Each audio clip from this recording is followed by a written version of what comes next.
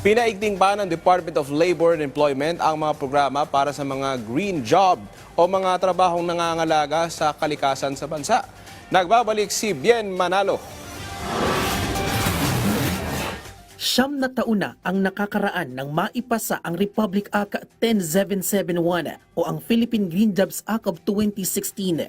Saklaw nito ang pagkilala sa mahalagang kontribusyon ng sektor ng paggawa at empleyo sa pangangalaga sa kalikasan, pagbibigay ng skills training at pagsuporta sa research development at pagbibigay ng insentibo sa mga mamumuhunan na nais pasukin ang berdeng trabaho. Pinalalakas pa ng Department of Labor and Employment o DOLE ang kanilang mga programa na nagsusulong ng green jobs o mga berdeng trabaho sa Pilipinas, lalo pa at tayo lang ang bansang may formal na batas na nangangalaga sa green jobs. Tayong mga ordinaryong uring manggagawa, whether in public or private sector, may mahalagang papel sa pagpapahalaga, pangangalaga ng ating kalikasan. Sa panayam ng AFP Radio kay Bernard Paul Mangulabnan, ang OIC Chief ng Labor and Employment Officer ng DOLE, ipinunto niya ang dalawang elemento ng green jobs.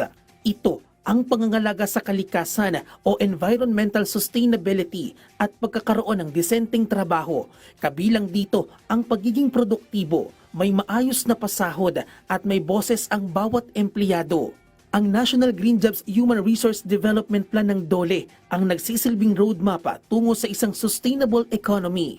Nasa mahigit 20 ahensya ng gobyerno ang inatasang manguna sa pagpapatupad ng batas na bahagi na rin ng umiiral na whole of government approach. Inaasahan naman ngayong 2025, malalagdaan na ang Joint Memorandum Circular para sa assessment at certification guidelines para sa mga business enterprise. Nasa namin na bago matapos ang taong ito, meron na tayong certification guidelines. So para doon sa mga enterprises na gustong mag-avail na ng incentives ay makapagsimula na at makapagbigay at ma-avail na kagad yung mga incentives.